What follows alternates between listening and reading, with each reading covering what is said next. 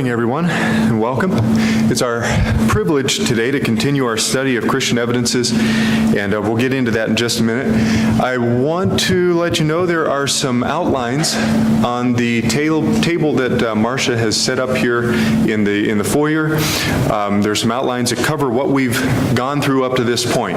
So that's basically the background and introductory material, and then the cosmological arguments that we looked at, concluding with those last week. So if you're interested in one of those, please feel free to pick it up. There's 20 or 21 of them back there, and we can make more if we need to, and we'll add to those as we go, and continue to make those available. Up until this point in the study, we have been focused on, at least in terms of the arguments for the existence of God, we've been focused on the cosmological argument, which is an argument, or a set of arguments, really, that deal with the issue of why there is something rather than nothing. The argument basically runs, and we looked at lots of details and sort of refined things, but it basically says, if there was ever at any time nothing, actually nothing, then there would always be nothing.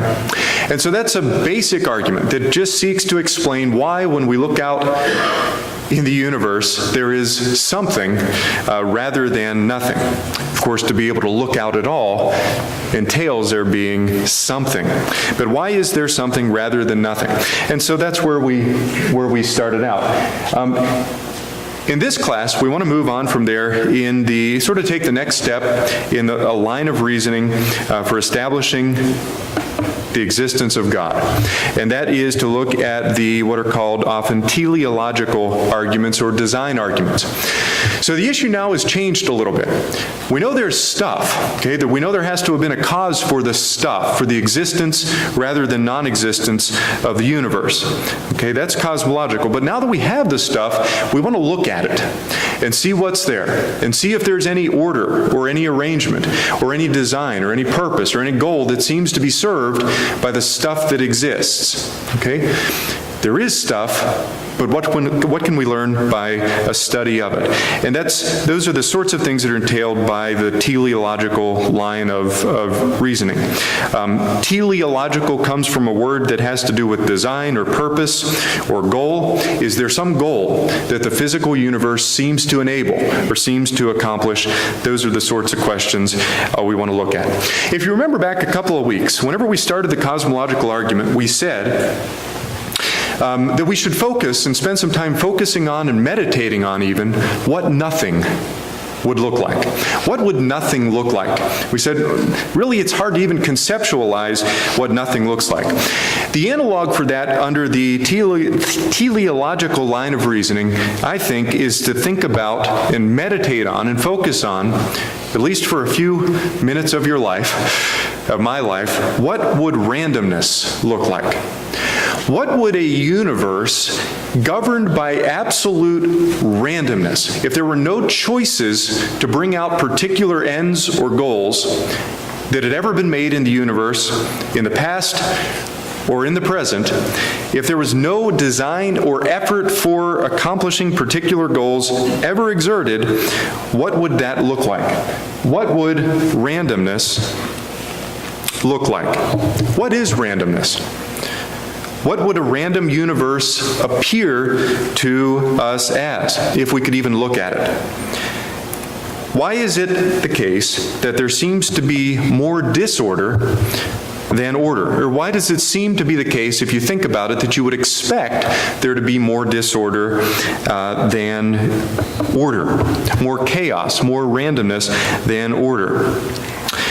What happens to things naturally if we leave them to themselves? If you set off an explosion at some location, and there's this sudden amount of energy that's released, what kinds of things does that random explosion tend to accomplish?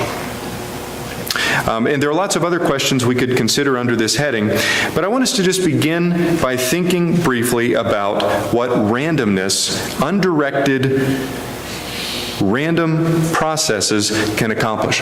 We'll come back to this more whenever we get into a study more of biological systems and so forth, but I just want to kind of introduce the idea now and have us thinking about it on some level. Other words for the idea of a random process would be a process that is undirected. It involves chance. There's no purpose that's been inserted from the outside. It's just letting things run as they would of their own accord. These are accidents. There is arbitrariness in random processes. They are erratic and variable and subject to the whims of happenstance. They're haphazard, they are aimless, and you could imagine several other words that might be attached to a random process.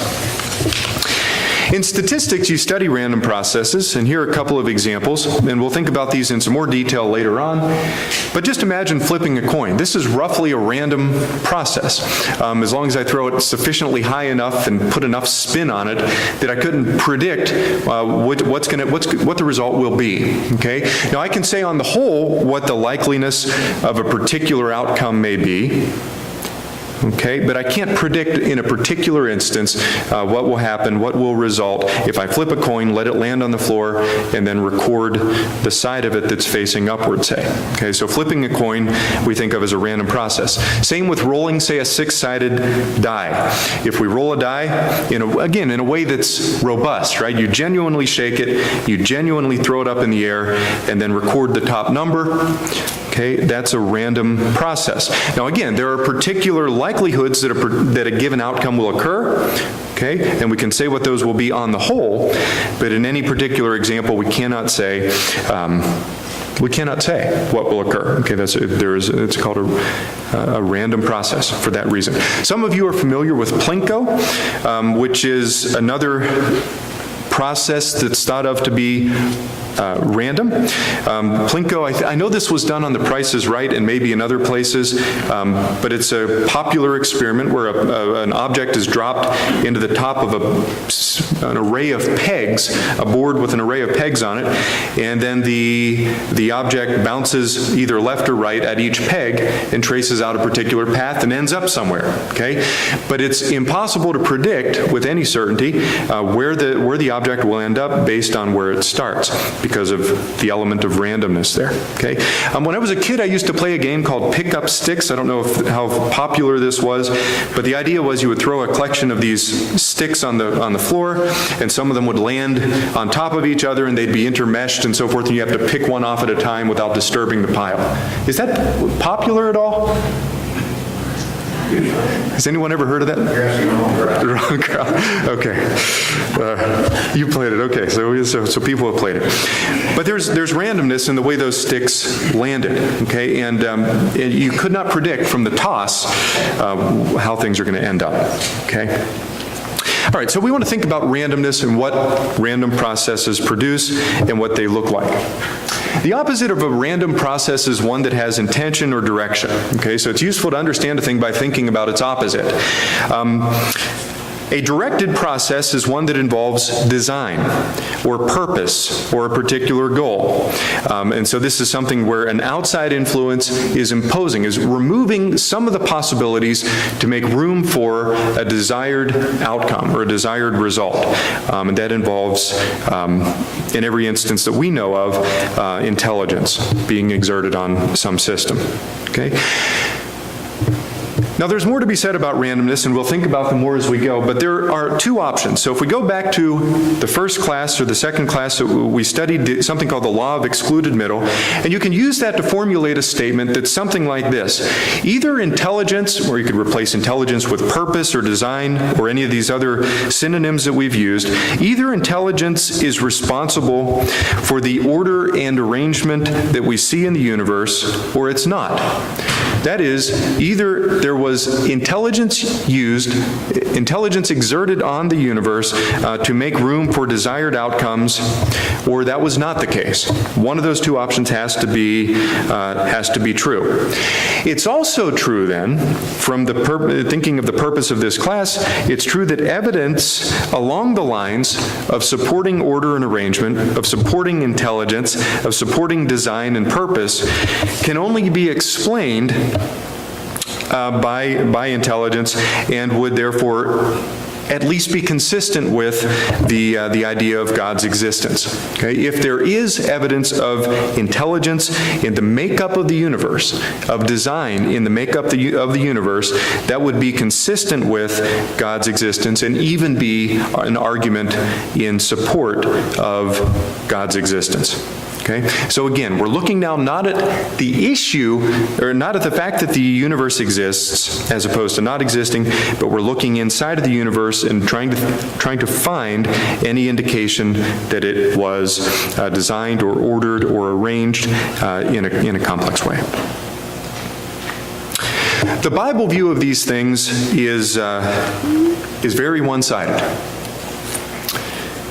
because the Bible assumes from the very first verse that there is a God and that He is responsible for creation of all that there is. In Psalm 19 and verse 1, we read about, and we've looked at this passage before, that the heavens tell of God's glory and they declare His handiwork. They speak about the works of God. In Psalm 139 and verses 13 through 15, let me read those for us, and then we'll see a conclusion in verse 17. But Psalm 139 and verse 13,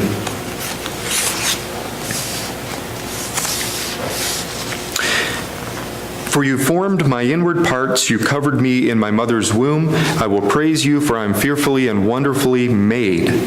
Marvelous are your works, and that my soul knows very well. My frame was not hidden from you when I was made in secret and skillfully wrought in the lowest parts of the earth." Down in verse 17, the psalmist says, "How precious also are your thoughts to me, O God, how great is the sum of them." So the psalmist looked at himself in that passage to some extent and concluded that I'm fearfully and wonderfully made.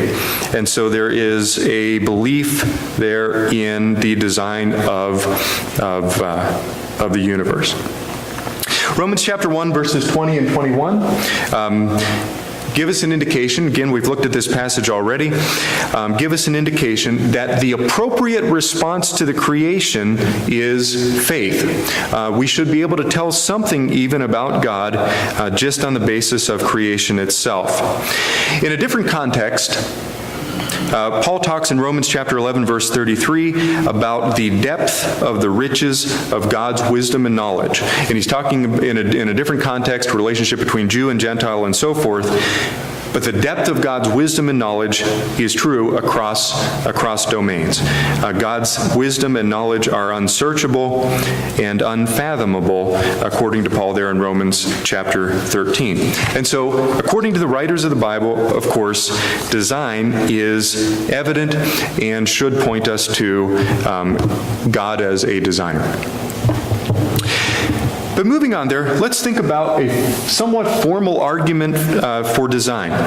I've underlined the word "to" there because really we're concerned about an argument that indicates or tells us that there is design in the universe.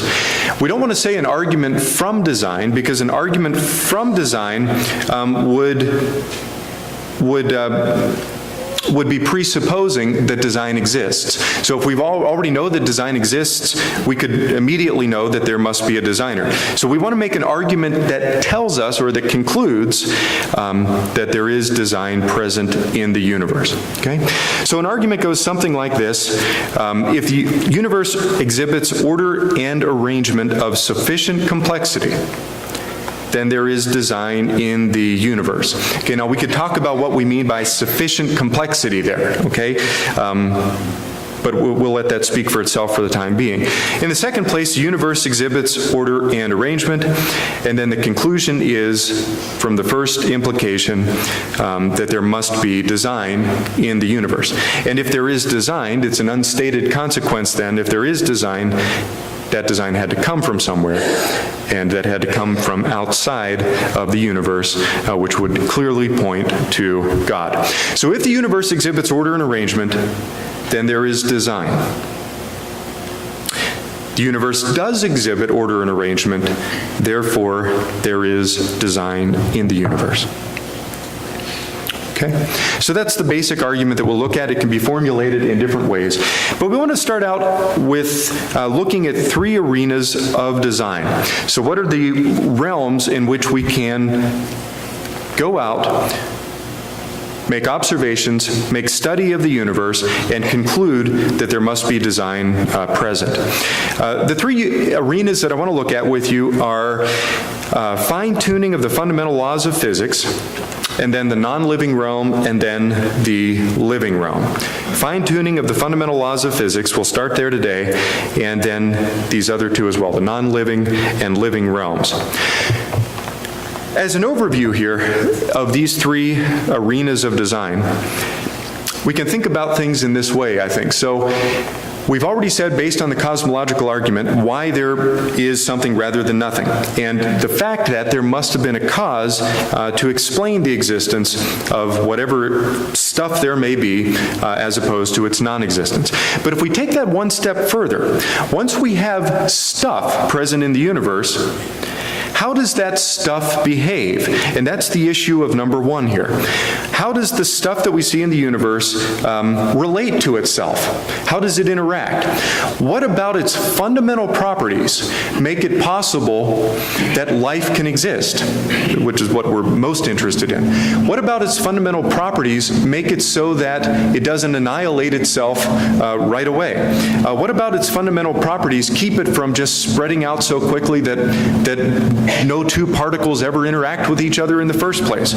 What about the fundamental properties of physics, fundamental laws, lead to the possibility that complex life can exist, the possibility that we can even be here to talk about the universe in the first place? Okay, so that's where we'll start out, and we'll begin there today. The non-living realm, I have in mind here the order of the, say, the solar system, the order of the earth, the order of physical properties of matter, but in the non-living realm, that is, things that don't involve life. Okay, we're talking here about rocks and hydrogen and water, things that come to us that we can study in the non-living realm of the universe. And then finally, we'll study life itself, the living realm, where everything you might say that's interesting about the universe, deeply interesting, occurs. So we'll look at these three arenas of design. A sort of comment that you might be tempted to make as you study these things is that if you look at history from, say, the time of maybe the Middle Ages until the present, okay, during that time, secularism, naturalism, a rejection of the supernatural has steadily been increasing. So naturalism has been on the rise, particularly in the 20th century, but even before then. And a rejection, consequently, of God has followed that dominance and dominion of naturalism. But at the same time, as rejection of God has increased, there has been, I believe, and I think we'll see this as we go through these three arenas, there's been an increase in scientific discovery and scientific knowledge that points to his existence. In my mind, the import of this is that for the average, everyday individual living in, say, the past couple of hundred years, subject to the pressures of society, society is becoming more and more secular. I see that all around me. We all see that all around us. But at the same time, it's tempting to think that God has enabled these scientific discoveries to counteract the pressures of this naturalism and secularism and so forth. And so when we look around us, the world is becoming more secular, but at the same time, God has enabled science, if we're looking for it, He's enabled science to show us more of His handiwork. And that's an interesting possibility, at least, that God has superintended that even in the last couple of hundred years. But there are three arenas of design, and so let's jump into the first one. We're talking about the fine-tuning of the physical universe, the fundamental laws that make it up, that make it work. We're not looking at the Earth or the solar system. We're talking about something more fundamental than that, something that involves the laws of physics themselves. Why is it that when an object is in the neighborhood of another object, that there's a force of gravitational attraction between them? How does that work exactly? Well, it depends on the size of this object and the size of this object, and some constant between them that causes them to be attracted to each other along a line radial to their centers. But why is it that it works in the way that it does? Or if we think about protons and neutrons, fundamental particles of the physical universe, why is it that they attract one another electromagnetically in the way that they do? Okay, so this is the sort of consideration we're thinking about. I want to look at three examples of fine-tuning. There are many others that you can study, and we'll give sort of an idea for maybe further reading as we go.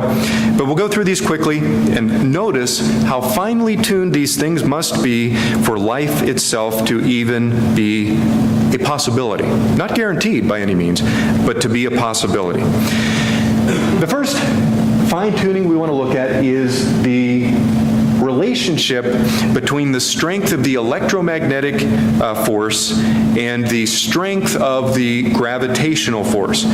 So I've got two circles up on the screen there, and I've got one labeled with a positive charge and one labeled with a negative charge. The one on the left could be a proton, and the one on the right could be an electron. And don't think because I'm using those words that I know what those things mean. Okay, you know more about those things than I do. But there's an attraction between them, and that's the electromagnetic force or electrostatic force. So it's understood that a +1 charge and a -1 charge attract with a certain amount of strength, okay? There's a certain amount of strength of attraction between those two. But because those particles also have mass, it's a very small amount, okay? But because a proton has mass and an electron has mass, there's also a gravitational force of attraction between them, okay? So they're attracted to each other electrostatically. So you can think about what happens if you take a balloon and rub it on your head and then stick the balloon on the wall. It will sort of stay put for a while. That's the electromagnetic, electrostatic force that's holding things in place. Okay, that's the electric, the force of opposite attraction of electric forces. Okay, gravitational force though has to do with the property of mass itself. Gravity is attractive based on the universal law of gravitation, okay? But what's interesting, and what we want to think about, is the relationship between these two forces. The electromagnetic force is vastly stronger than the gravitational force. Okay, it's vastly stronger. But if you look at how many times stronger it is, that gives you a ratio. So if I take the strength of the electromagnetic force and divide it by the strength of the gravitational force, I get some ratio. Okay, so the electric force is so many times stronger than the gravitational force. Okay, what exactly that ratio is doesn't matter. What matters is how finely tuned it is and how it could not be different by even the smallest imaginable amount. The ratio of the strength of these two forces, if it were different by 1 part in 10 to the 40th power, would make life impossible. Now, this is not my opinion. This is something I'm taking other scientists' word for. But if there were a difference in this ratio of strengths by the smallest imaginable amount, life itself would not be possible. So if the electromagnetic force were a little stronger relative to gravity, or vice versa, life would be impossible. To try to get an idea of how finely balanced this is, a difference of 1 part in 10 to the 40th power, we need to think about some very small numbers. Okay, some very small numbers, or the reciprocals of which would be very large numbers. Okay?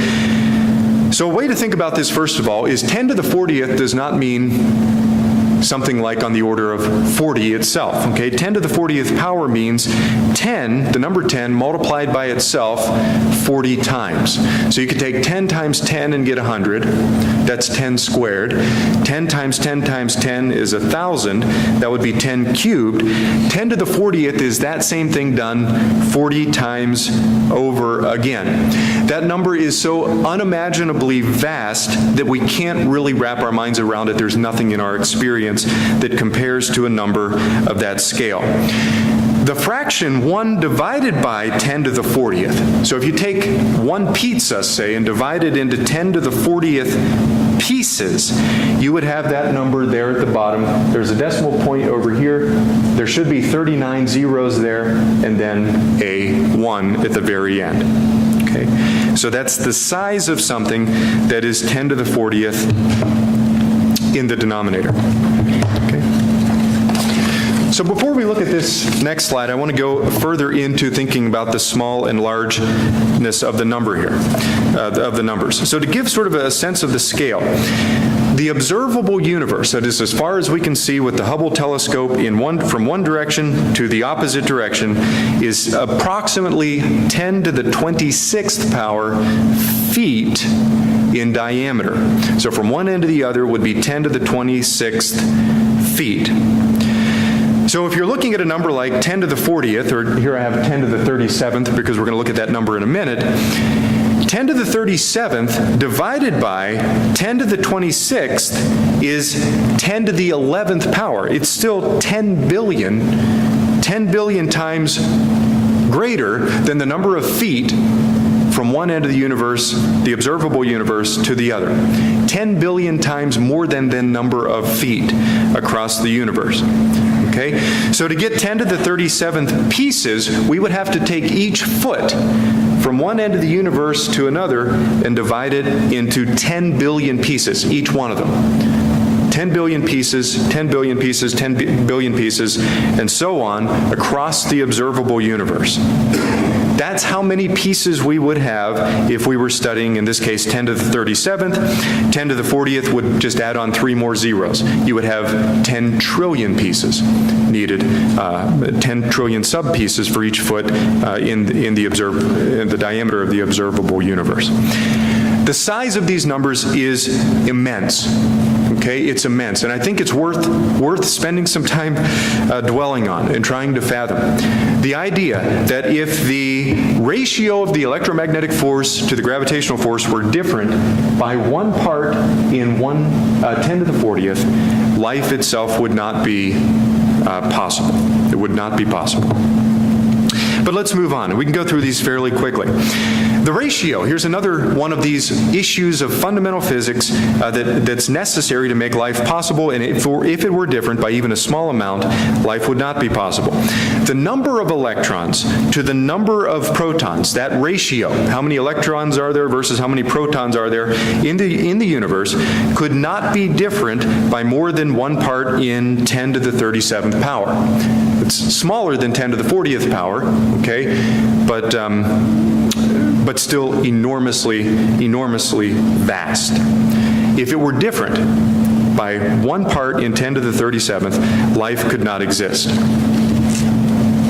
Life could not exist in the way that we know it. So we've talked about large and small numbers. One final example here of fine-tuning in the universe has to do with the mass density of the universe itself. The mass density is computed by taking the size of the universe and dividing it by mass density would be the total mass of the universe, so how much stuff is in the universe, taking our sun and all other stars and planets, all of the mass in the universe, and dividing it by the size or the volume of the universe. When that's done, we come up to a number which is this: 10 to the negative 29th grams of matter.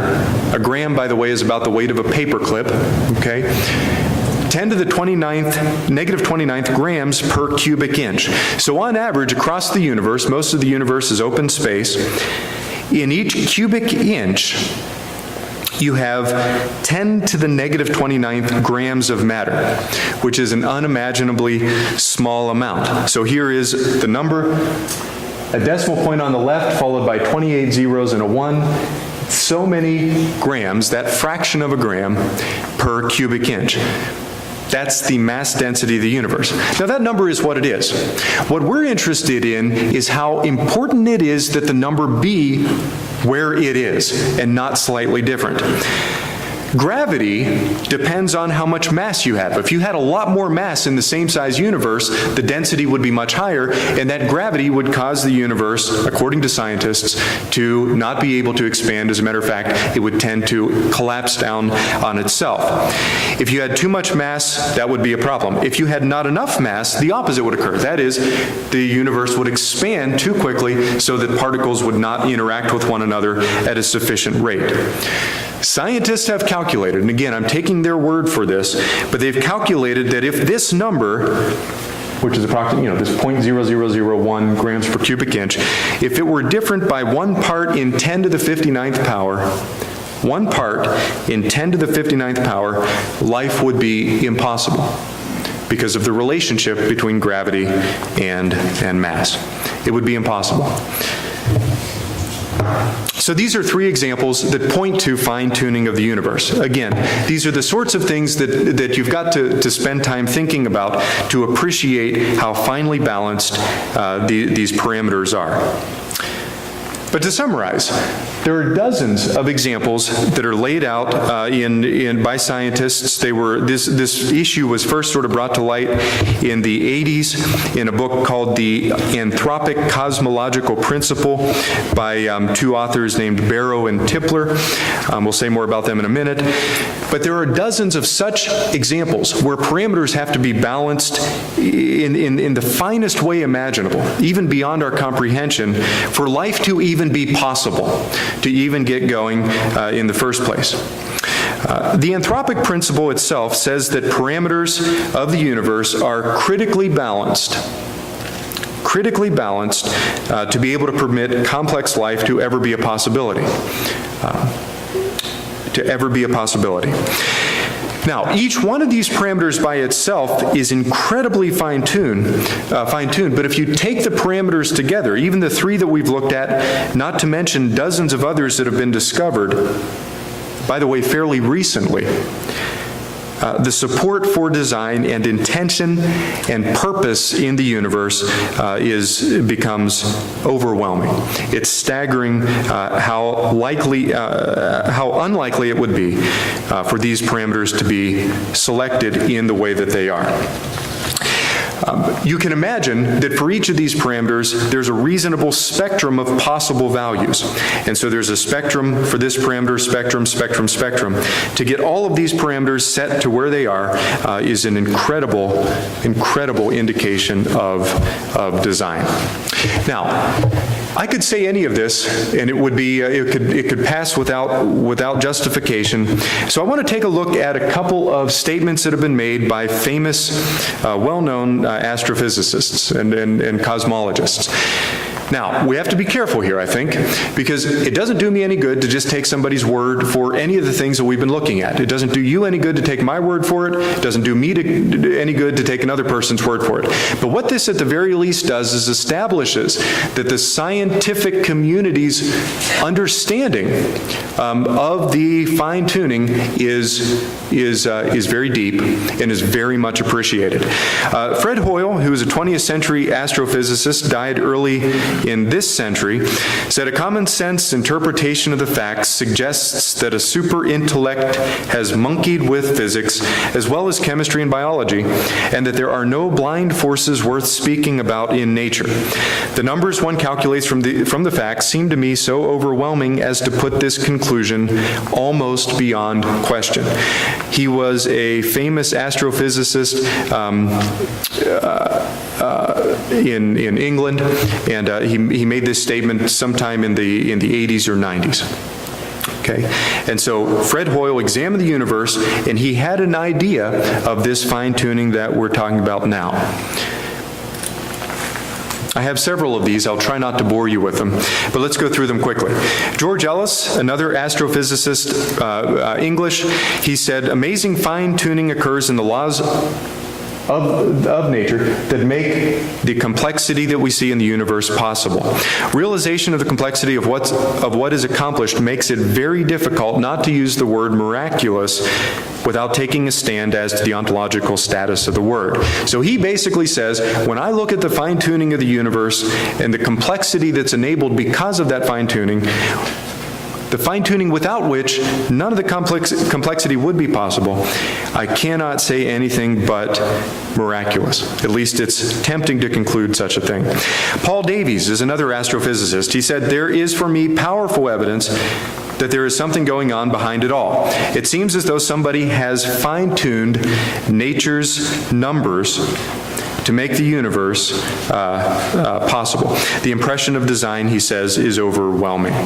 And so this is a quotation from another astrophysicist.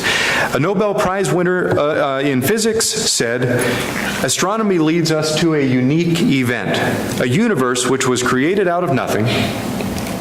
That's the Big Bang hypothesis. One with the very delicate balance needed to provide exactly the conditions required to permit life, and one which has an underlying plan. One might say supernatural. And so he was, again, most of these are atheist individuals, atheistic, they're committed to atheistic positions, not all of them. But their conclusion is basically, wow. Look at the fine-tuning that we see in these parameters. Okay? A couple of additional ones. Tony Rothman, a physicist, when confronted with the order and beauty of the universe and the strange coincidences of nature, it's very tempting to take the leap of faith from science into religion. I'm sure many physicists want to. I only wish that they would admit it. He is still alive and still working. You can go to his website and see some of the projects he works on. Frank Tipler. So we mentioned a minute ago Barrow and Tipler, who are the authors of the Anthropic Cosmological Principle. Back in 1986, that book came out. Frank Tipler is a mathematical physicist. I don't know if he's still alive or not. He said, when I began my career as a cosmologist 20 years ago, I was a convinced atheist. I never in my wildest dreams imagined that one day I would be writing a book purporting to show that the central claims of Judeo-Christian theology are in fact true, that these claims are straightforward deductions of the laws of physics as we now understand them. I've been forced into these conclusions by the inexorable logic of my own special branch of physics. And so he says, on the basis of this fine-tuning, I cannot but conclude, from an atheistic position, I could not resist the transition to supporting Judeo-Christian theology, he says. Now, I believe when he wrote this line, that he was not in any sense a believer in the Judeo-Christian, what he calls the Judeo-Christian system of theology or belief system.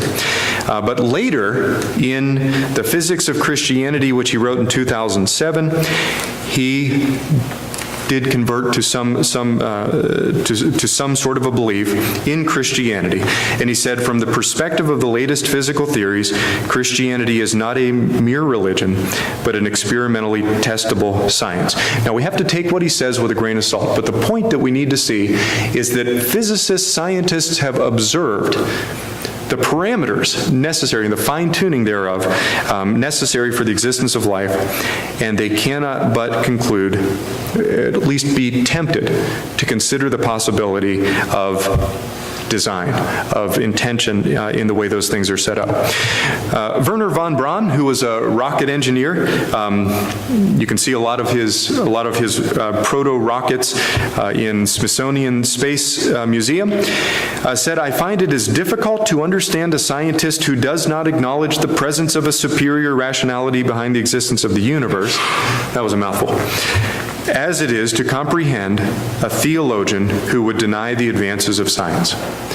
He says it's as difficult to understand an unbelieving scientist as it is to believe or to acknowledge a theologian who rejects science out of hand.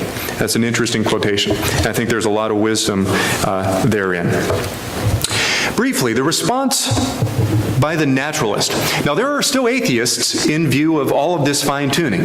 They persist. Many individuals persist in atheism. And so they give a response. They recognize the fine-tuning. That's not in question. That's been established. And so we're all dealing with the same facts, but they give a response, an explanation of this fine-tuning, which is a multiverse theory. Basically, the idea there is, yes, these parameters must be finely tuned, but here's my explanation. There must be, to explain this enormous coincidence, there must be somewhere a universe machine that's cranking out universes with all possible values of these parameters, some of which we've looked at today. All possible values exist somewhere in some universe.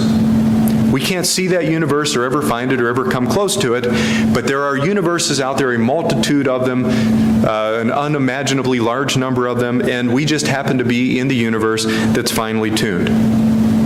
And that's the response of those who would persist in naturalism, that there was no intelligence, we just happen to have gotten lucky.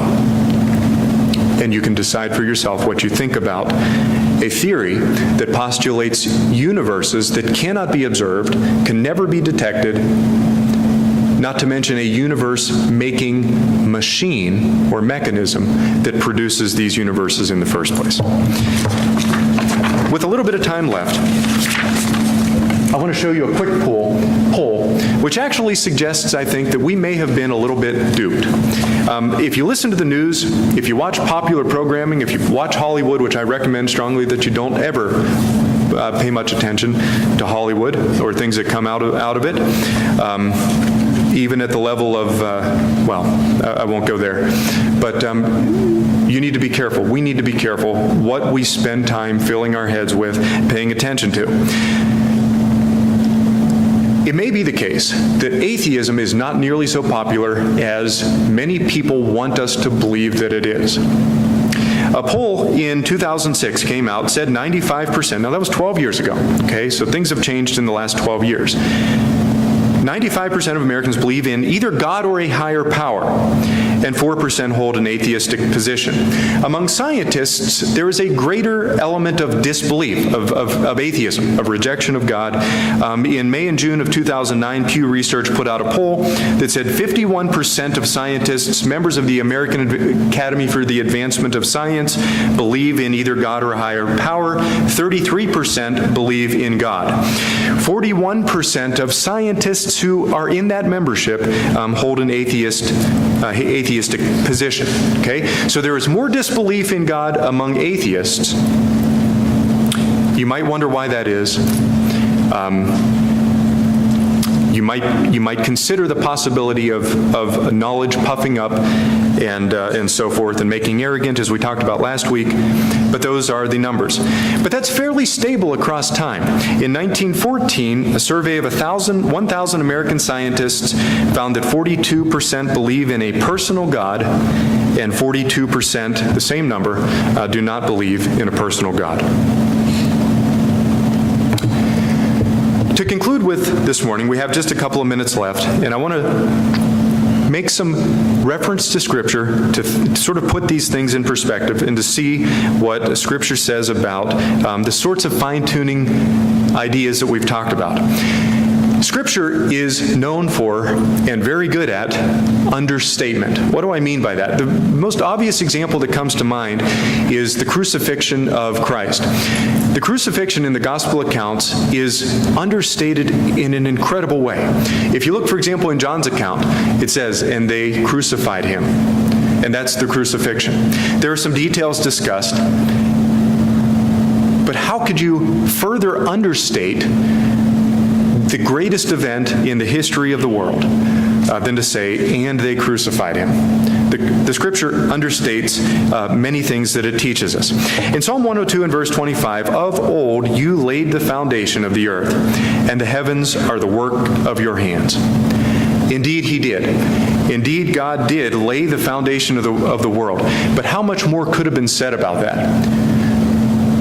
In view of the fine-tuning of the universe, the way these parameters are so well balanced for life to exist, you laid the foundation of the earth. Surely more could be said about that, but that's where Scripture leaves it, at least in that passage. In Genesis 1:1, God created the heavens and the earth, and there it is.